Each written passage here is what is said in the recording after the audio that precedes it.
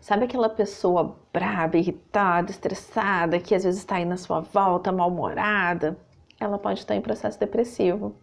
Como eu prometi lá no Stories, vou contar aqui para vocês uma história para ajudar a treinar o nosso olhar, a perceber a dor do outro. Eu tenho uma amiga muito querida, que ela veio de uma família em que o grande patriarca era o avô.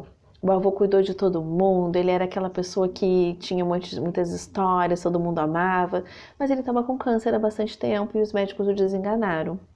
Como ela morava em outra cidade, ela passou aí os finais de semana para a casa dos avós para poder se despedir dele de forma adequada e conviver com ele o máximo possível. No primeiro final de semana que ela voltou da casa dos avós, ela voltou muito brava com a avó dela. Aí ela disse: a minha avó é muito mimada, o comportamento dela não é inaceitável, ela tem que ver o jeito que ela fala com o meu avô, o jeito que ela trata o meu avô, isso é um absurdo, eu tô com muita raiva dela, onde é que já se viu, o meu avô é uma pessoa tão maravilhosa, e elogiou o avô bastante. No segundo final de semana que ela foi, ela voltou ainda mais braba, ainda mais irritada, e ela disse: eu nunca mais vou voltar lá.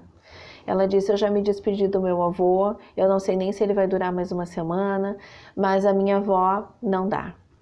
E aí eu quis entender melhor o assunto, quis entender melhor o que estava acontecendo, e aí ela contou: a minha avó é muito mimada, a minha avó quer chamar a atenção de todo mundo, e tu imagina que ela chegou ao absurdo de destratar o meu avô, de ser grosseira com ele, o meu avô que cuidou dela a vida toda.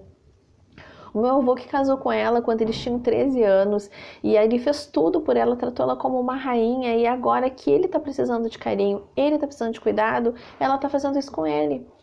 E aí nesse momento eu falei assim pra ela: Jo, minha amiga, se eu fosse a sua avó eu também estaria puta da cara, eu também estaria muito irritada. Daí ela falou: mas por quê? Aí eu falei: porque exatamente por isso que você acabou de falar. O seu avô casou com a sua avó quando ela era uma menina, ele cuidou dela a vida toda, ele mimou ela a vida toda, e agora que eles estão velhinhos, ele tá fazendo a sacanagem de abandonar ela primeiro, de morrer primeiro do que ela.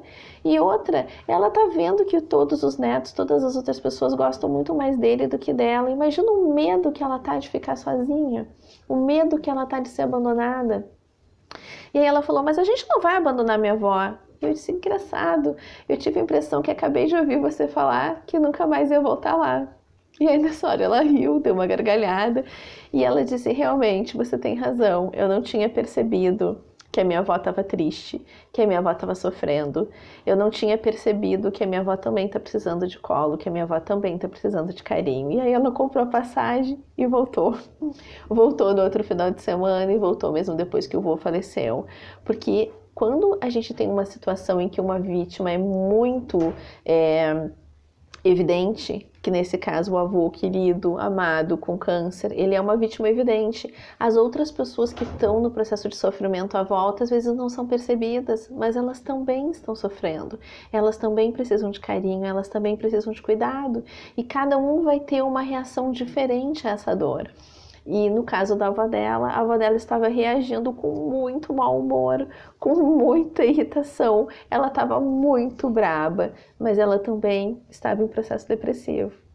Espero que essa história ajude você a se reconhecer ou reconhecer uma pessoa que você ama, porque essa pessoa também pode estar precisando de ajuda.